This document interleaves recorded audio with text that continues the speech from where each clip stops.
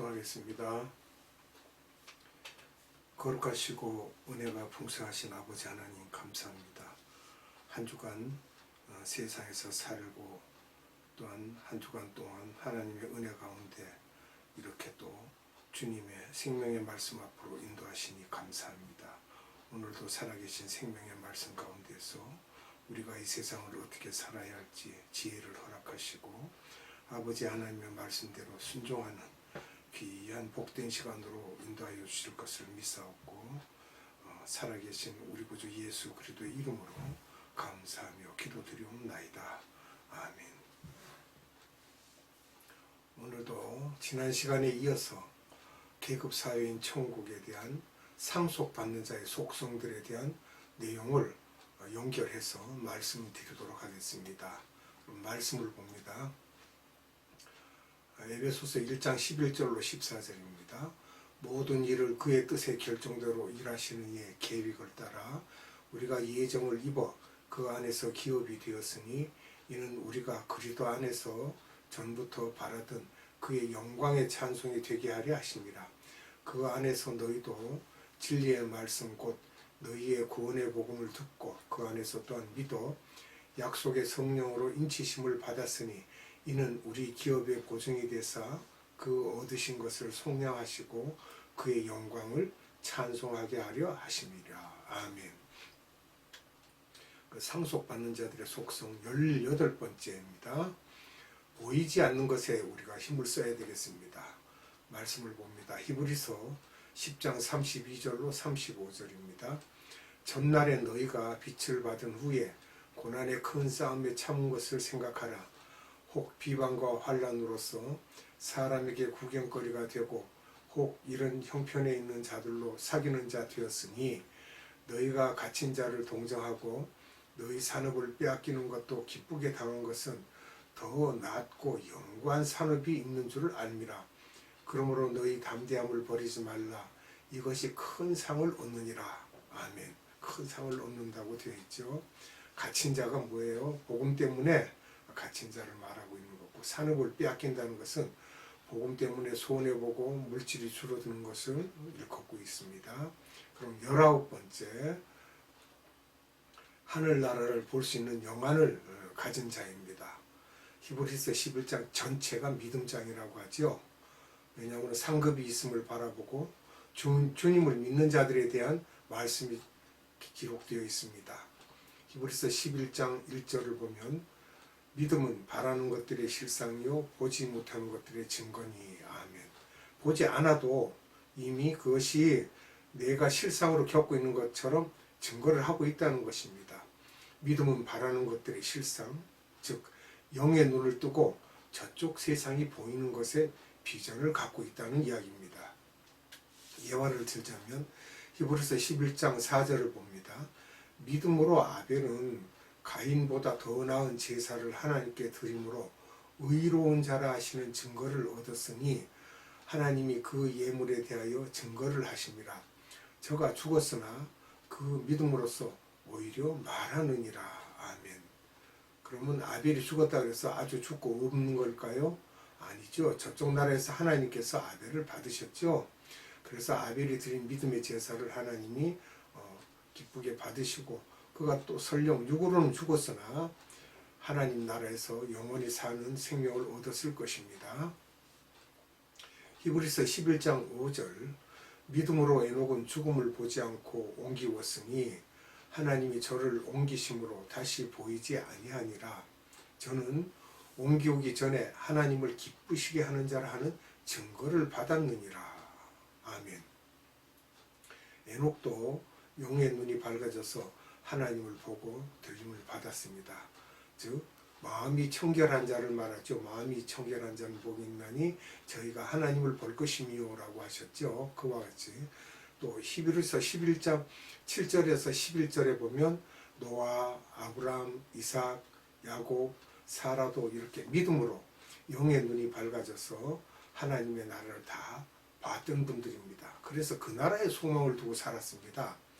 우리가 육신을 가지고 있는 이 장막에서 육신의 장막을 위해서 사는 것이 아니라 육신의 장막 가운데 있는 우리 생명으로 하나님의 나라를 볼 수 있는 영안이 열려서 하나님을 보고 마음이 청결했을 때 확실한 이후에 저쪽 나라의 것을 우리가 소망을 가지고 있다는 거예요. 히브리서 11장 13절을 봅니다. 이 사람들은 다 믿음을 따라 죽었으며 약속을 받지 못하였을 때 그것들을 멀리서 보고 환영하며 또 땅에서는 외국인과 나그네 노라 증거하였으니. 아멘. 이 땅에 온 것은 하나님께서 우리에게 생명을 주셔서 이 땅에 왔습니다. 우리가 강건하여야 70이요 80인데 그 동안에 우리가 왜 육신의 장막을 입고 하나님께 원죄에 대한 회개를 하고 우리가 지은 자범죄를 회개를 하고 그쪽 나라에 소망을 두고 그쪽 나라를 봤을 때 거기에 모든 것을 믿음을 두고 있다는 거예요. 아무것도 우리가 약속을 받지 못했죠. 뭐 이렇게 해주겠다 저렇게 해주겠다 확답을 못 들어도 하나님은 우리를 미쁘시게 보고 계시고 우리를 사랑하시기 때문에 우리의 죄를 사하여 주시고 하나님과 함께 살길 원하시고 우리의 찬송을 받으시길 원하시는 분이에요. 그래서 우리가 약속을 받지 못했으나 하나님 나라에 있는 것들을 멀리서 보고 환영할 수 있는 그러한 믿음이 되어야 되겠습니다. 그래서 우리가 예수님 오시는 걸 환영하고 있는 거죠. 더 나은 본향을 사모했다라고 되어 있는데 육신의 고향이 아닙니다. 사모했다니까 또 육신의 고향을 그리워하고 사모하는 것이 아니라 하늘나라가 나의 본향임을 깨닫는 거예요. 생명의 원천은 하나님이라고 하셨죠. 하나님께 있다고 했고요. 생명은. 히브리서 11장 26절을 봅니다. 그리스도를 위하여 받는 능력을 애굽의 모든 보화보다 더 큰 재물로 여겼으니 이는 상 주심을 바라봅니다. 이렇게 아멘. 모세도 이렇게 하였다는 거죠. 모세도 분명히 하나님의 나라에서의 상급을 보고 믿었기에 순종할 수 있었다는 것입니다. 모세가 그 어머니나 아버지에게 하나님을 듣고 배웠겠죠. 자랄 때 엄마의 품에서 젖을 먹고 자랄 때 친엄마 젖을 먹고 자랐습니다.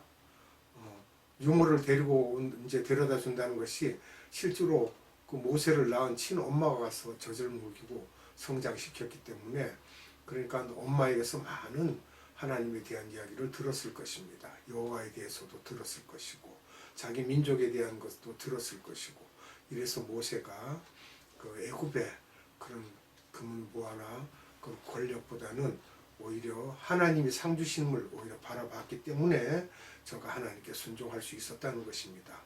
20번째입니다. 주의 이름을 경외하는 자에 대한 말씀입니다. 계시록 11장 17절로 18절입니다. 가로되 감사하옵나니 옛적에도 계셨고 시방도 계신 주 하나님 곧 전능하신 이여 친히 큰 권능을 잡으시고 왕노릇 하시도다. 이방들이 분노하며 주의 진노가 임하여 죽은 자를 심판하시며 종 선지자들과 성도들과 또 물론 대수하고 주의 이름을 경외하는 자들에게 상 주시며 또 땅을 망하게 하는 자들을 멸망시키실 때로소이다 하더라. 아멘. 여기 보면 우리가 종에 대한 이야기, 성도들에 대한 이야기, 주의 이름을 경외하는 자. 그럼 종은 어떤 종들이 있습니까? 귀 뚫린 종이 있죠. 또 성도들도 성도들이라고 할 때 평신도 중에서도 특별한 성도들이 있다고 하는 것입니다. 또 주의 이름을 경외하는 자는 또 무엇을 말합니까? 하나님을 경외하고 찬양하고 예배하고 경배하고 또 창조주를 믿고 그분은 무소부재하신 분이고 전지전능하신 분임을 알고 그분을 경외하는 거예요. 그래서 상을 받는 자라는 것은 믿음이 있는 자를 말하고 있습니다. 천국에 대한 믿음, 또 이 세상에서 나는 나그네다. 이 세상의 모든 일들에 지배받지 않고 하늘나라의 소망을 갖고 사는 것을 말합니다. 지금 내가 갖고 있는 모든 물질 또는 모든 형편, 모든 사정, 직장, 사업, 자녀, 주변에 있는 모든 것 그게 내 것이 아닙니다. 내 것이 아니요 하나님의 것임을 분명히 알고 관리하는 책임을 잘 감당하면서 주님께 모든 것을 맡겨야 됩니다. 그러니까 어떤 사람은 주님께 다 의지하고 맡긴다 그러니까 그건 무능한 소리 아니냐. 사람이 세상 살면서 제 할 일은 해야지. 물론 제 할 일도 하지요. 그러나 우리가 의지하고 신뢰하는 것은 하나님입니다. 세상 믿을 거 없습니다. 아무리 멋진 사람, 좋은 사람이라 그래도 믿을 수 없어요. 인간은 다 죄인입니다. 사람 믿으면 안 돼요. 하나님을 믿어야지. 부모, 형제도 믿을 수가 없습니다. 그거 분명히 우리가 알아야 돼요. 그래서 부모를 버리고 자녀를 버리고 하나님만 추종한다 그러니까 그럼 다 버리면 네가 어떻게 살래? 그러는데 그게 아니라 첫 번째 하나님이 우선이고 그 다음에 부모님이고 자녀들이고 그렇다는 거지. 누가 버리니까 저 멀리 갖다 버리라는 이야기로 착각하지 마세요. 그리고 다윗도 어떻게 했습니까? 다윗도 권력이 있고 자녀가 있고 모든 것을 다 갖고 있었지만 오직 하나님 나라의 소망을 가진 대표적 인물입니다. 예수님에 대한 예표적인 인물도 되고요. 북이스라엘 20명이 임금이 있었는데 다 우상을 섬겼습니다. 그러나 남유다에서는 16명이 우상을 섬겼고요. 왕들 중에 4명은 우상을 배척했습니다. 광야에서 출애굽하여서 광야에서 우상을 섬긴 이스라엘 백성이 가나안 입성에 실패를 하는 거죠. 왜냐 그러면 그 출애굽하여서 계수를 받은 20만의 장정들이 60만의 장정들이요. 참 60만의 장정들이 다 가나안에 입성하지 못합니다. 누구만 입성합니까? 여호수아와 갈렙만 같이 입성을 하죠. 그리고 또 그 광야에서 우상을 섬기다가 어떻게 됐습니까? 3,000명이 지옥으로 갔습니다. 크리스찬 중에서 심하게 우상을 섬기면 생명책에서 그 이름을 지우시겠다고 하셨고 아시아의 7교회에서도 서모나와 빌라델비아 교회만이 우상을 섬기지 않았고 다른 데서는 다 질책을 받고 있습니다. 우리가 우상을 섬기지 않고 올바른 신앙을 가지고 올바른 믿음을 가지고 생활을 하면 우리가 면류관을 받습니다. 그런데 그 면류관이 하나뿐이 아니라 7개의 면류관이 있습니다. 7개의 면류관이 있는데 마라톤에서도 많은 선수들이 뛰지만 그 중에서 한 명만 그 관을 받습니다. 그와 같이 우리 믿음을 가진 모든 자들도 받을 상이 있는데 그 상 중에 면류관이 7개씩이나 있으니까 어떤 면류관들이 있는지 살펴보고 어찌하여야 면류관을 받는지도 또 살펴보도록 하겠습니다. 첫째, 기쁨의 면류관을 봅니다. 데살로니가 전서 2장 19절 우리의 소망이나 기쁨이나 자랑의 면류관이 무엇이냐? 그의 강림하실 때 우리 주 예수 앞에 너희가 아니냐. 여기에서 보면 기쁨이나 자랑의 면류관 이렇게 되어 있습니다. 기쁨의 면류관 또는 자랑의 면류관 이렇게 말할 수가 있죠.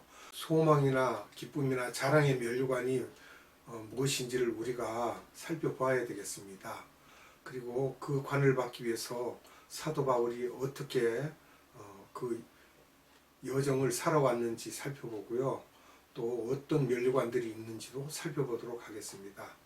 사도 바울은 AD 5년에 다소에서 출생했습니다. 그리고 AD 35년에 회심하였고요. 또 AD 38년에 고향 다소에 있었죠. 그리고 AD 41년에 삼층천을 경험하게 됩니다. 후에 거기에 대한 말씀을 하죠. 또 AD 45년에 안디옥 교회 전도사로 부임합니다. AD 46년에서 48년에 1차 전도 여행을 합니다. 그리고 49년에 갈라디아서를 기록합니다. AD 50년에서 52년에 2차 전도 여행을 합니다. 그리고 53년에서 57년에 3차 전도 여행을 하고요. AD 60년에서 62년에 1차 로마 감옥에 투옥이 됩니다. 그리고 AD 63년에서 67년 사이 이것을 4차 전도 여행이라고 합니다. 또 AD 68년에 2차 로마 감옥에 투옥되고 그 다음에 순교를 합니다. AD 70년에 이스라엘이 패망하죠. 이스라엘 성전이 파괴됩니다. 로마의 디투스, 디도 장군에 의해서 돌 위에 돌 하나도 남지 않고 예루살렘 성전이 파괴됩니다. 그럼 여기서 우리가 말씀을 봐야 되겠습니다. 데살로니가 전서 2장 1절에서 20절까지 말씀을 보도록 하겠습니다. 형제들아, 우리가 너희 가운데 들어간 것이 헛되지 않은 줄을 너희가 친히 아나니 너희가 아는 바와 같이 우리가 먼저 빌립보에서 고난과 능욕을 당하였으나 우리 하나님을 힘입어 많은 싸움 중에 하나님의 복음을 너희에게 전하였노라. 우리의 권면은 간사함이나 부정에서 난 것이 아니요 속임수로 하는 것도 아니라 오직 하나님께 옳게 여기심을 입어 복음을 위탁받았으니 우리가 이와 같이 말함은 사람을 기쁘게 하려 함이 아니요 오직 우리 마음을 감찰하시는 하나님을 기쁘시게 하려 함이라. 너희도 알거니와 우리가 아무 때에도 아첨하는 말이나 탐심의 탈을 쓰지 아니한 것을 하나님이 증언하시느니라. 또한 우리는 너희에게서든지 다른 이에게서든지 사람에게서는 영광을 구하지 아니하였노라. 우리는 그리스도의 사도로서 마땅히 권위를 주장할 수 있으나 도리어 너희 가운데서 유순한 자가 되어 유모가 자기 자녀를 기름과 같이 하였으니 우리가 이같이 너희를 사모하여 하나님의 복음뿐 아니라 우리의 목숨까지도 너희에게 주기를 기뻐함은 너희가 우리의 사랑하는 자 됨이라. 형제들아, 우리의 수고와 애쓴 것을 너희가 기억하리니 너희 아무에게도 피해를 끼치지 아니하려고 밤낮으로 일하면서 너희에게 하나님의 복음을 전하였노라. 우리가 너희 믿는 자들을 향하여 어떻게 거룩하고 옳고 흠없이 행하였는지에 대하여 너희가 증인이요 하나님도 그러하시도다. 너희도 아는 바와 같이 우리가 너희 각 사람에게 아버지가 자기 자녀에게 하듯 권면하고 위로하고 경계하노니 이는 너희를 부르사 자기 나라와 영광에 이르게 하시는 하나님께 합당히 행하게 하려 함이라. 이러므로 우리가 하나님께 끊임없이 감사함은 너희가 우리에게 들은 바 하나님의 말씀을 받을 때에 사람의 말로 받지 아니하고 하나님의 말씀으로 받음이니 진실로 그러하도다. 이 말씀이 또한 너희 믿는 자 가운데서 역사하느니라. 형제들아, 너희가 그리스도 예수 안에서 유대에 있는 하나님의 교회들을 본받는 자 되었으니 그들이 유대인들에게서 고난을 받은과 같이 너희도 너희 동족에서 동일한 고난을 받았느니라. 유대인은 주 예수와 선지자를 죽이고 우리를 쫓아내고 하나님을 기쁘시게 하지 아니하고 모든 사람에게 대적이 되어 우리가 이방인에게 말하여 구원받게 함을 그들이 금하여 자기 죄를 항상 채우며 노하심이 끝까지 그들에게 임하였느니라.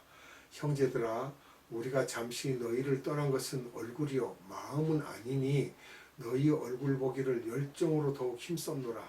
그러므로 나 바울은 한 번, 두 번 너희에게 가고자 하였으나 사탄이 우리를 막았도다.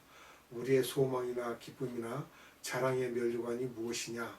그가 강림하실 때 우리 주 예수 앞에 너희가 아니냐?